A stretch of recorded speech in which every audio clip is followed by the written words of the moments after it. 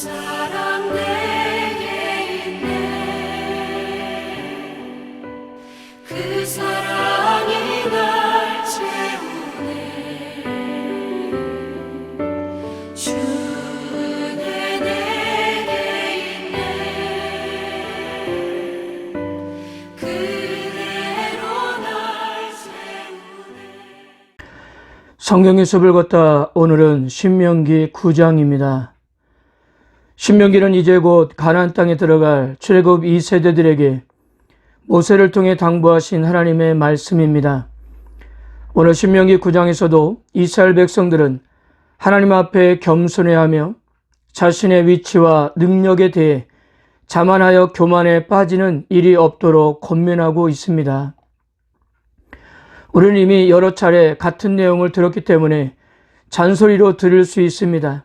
그러나 모세가 이처럼 같은 내용을 반복해야 하는 것은 이러한 경고를 듣는 것과 그 경고에 따라 순종하며 사는 것은 별개의 문제이기 때문입니다. 100번을 들어도 순종하지 않으면 아무런 의미가 없는 것이 아니겠어요? 그러므로 모세는 이스라엘 백성들의 약속의 땅에서 하나님께 순종하며 살 것이라는 확신이 어느 정도 설 때까지 계속 같은 내용을 반복할 것입니다. 모세는 이번에도 출애굽 이후 이스라엘 백성들이 하나님께 반역했던 대표적인 사건들로 예를 들어가며 가르침을 계속하고 있습니다. 가나안 정복을 앞둔 세대가 그들의 부모 세대들이 반역을 밥 먹듯이 하면서 하나님께 얼마나 수치스러운 범죄를 저지르는가를 생각해 보면 결코 교만할 수가 없기 때문이었습니다. 그리고 이 내용이 이스라엘에게 얼마나 중요한가는 신명기에서 중요한 가르침이 선포될 때마다 백성들의 집중을 요구하며 사용되는 이스라엘아 들으라 라는 말로 메시지가 시작되는 곳에도 엿볼 수가 있는 겁니다. 자, 이스라엘 백성들이 요단을 건너 들어가게 될 가나안 땅은 이미 강한 나라들이 살고 있었습니다. 모세도 이 사실을 잘 알고 있었어요. 그 가나안 족속들이 다 강한 나라이고 성벽들은 다 하늘에 닿을 정도로 높았고 그리고 그곳에 아낙 자손이 살고 있다는 사실도 알고 있었습니다.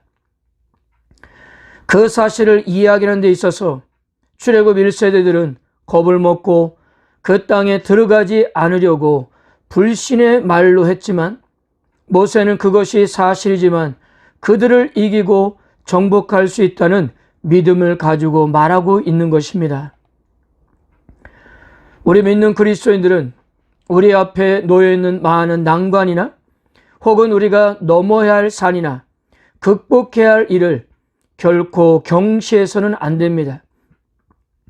아낙 자손이 이스라엘보다 강한 것도 사실이고 그 성이 높아서 하늘까지 닿았다고 표현하는 것도 틀린 게 아닙니다.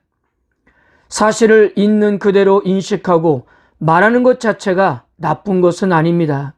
그러나 이것이 사실이지만 이스라엘이 지난 40년의 광야 생활을 통해 배운 진리 한 가지가 있다면 하나님이 그들과 함께 하시면 세상의 그 어떠한 난간이나 위기도 문제가 될 수 없다는 사실이었습니다.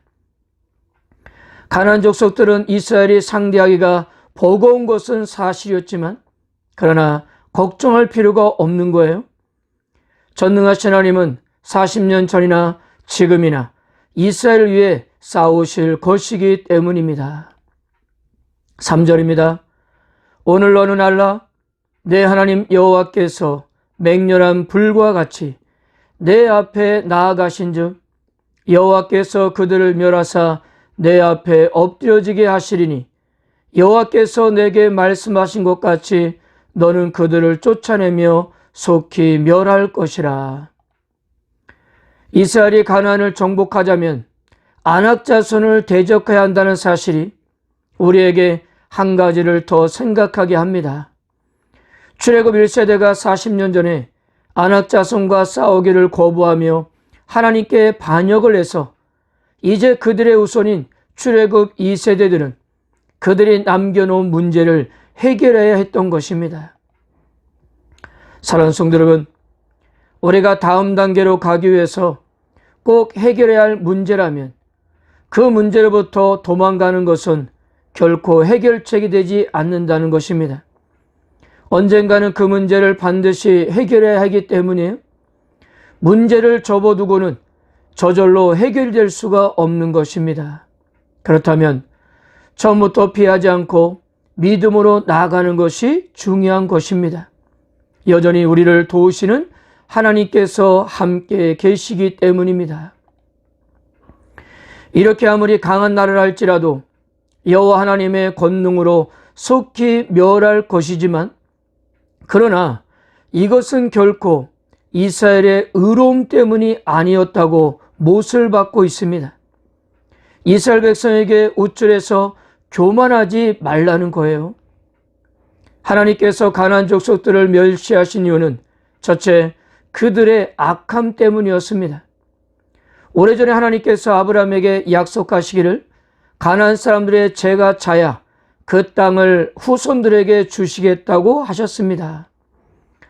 그러므로 지금은 가나안 사람들의 죄가 하나님의 심판을 요구하는 단계에 이르렀음을 시사한다는 거예요.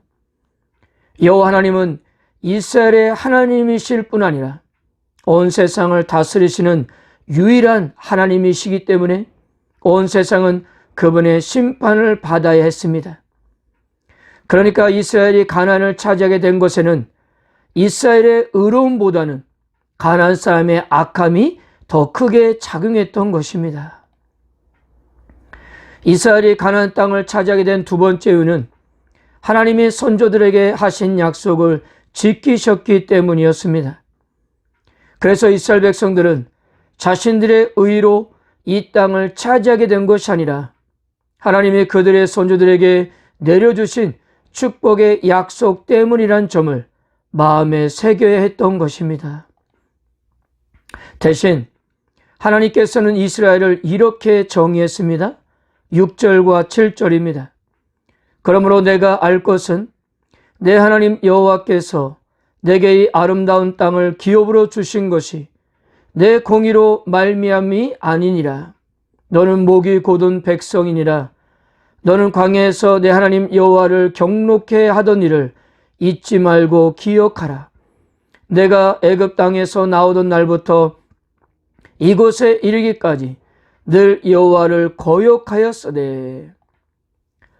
목이 곧다는 것은 완악하고 고집이 센 것을 의미합니다.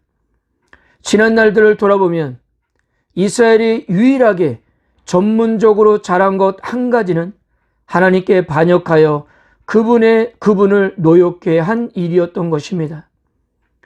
아무리 돌아보아도 이스라엘은 하나님께 칭찬받을 만한 일을 한 번도 한 적이 없는 것이 바로 모세의 탄식이었던 것입니다.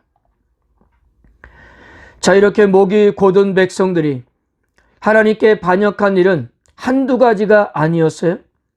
그럼에도 불구하고 모세가 이 시점에서 금송아지 사건을 회고하고 있는 것은 이 사건만큼이나 이스라엘의 반역적 습성을 더 잘 보여주는 사건이 없었기 때문입니다. 이스라엘 백성들이 여호와 하나님을 경외하는 마음이 아주 조금이라도 있었다면 이 일은 결코 일어나서는 안 되는 사건이었습니다. 왜냐하면 이들이 산 밑에서 금송아지를 만들 때 모세는 산 정상에서 이들에게 전할 율법을 받고 있었기 때문입니다. 바로 하나님과 언약을 체결하는 중이었습니다. 성경 그 어디에도 하나님이 직접 글을 쓰셨다고 나와 있는 경우가 단 한 번도 없는데, 그런데 이 십계명만큼은 하나님이 손으로 기록한 것이었다고 이렇게 기록하고 있습니다. 그만큼 중요한 계시란 사실을 암시하는 겁니다. 그리고 15절 보면 모세가 산을 내려올 때 산에는 불이 붙었고 라고 했습니다. 바로 하나님의 임재가 충만한 사항이었습니다. 아무리 믿음이 없어도 이 순간만큼은 경건한 마음으로 언약 재결 예식을 치러야 했습니다.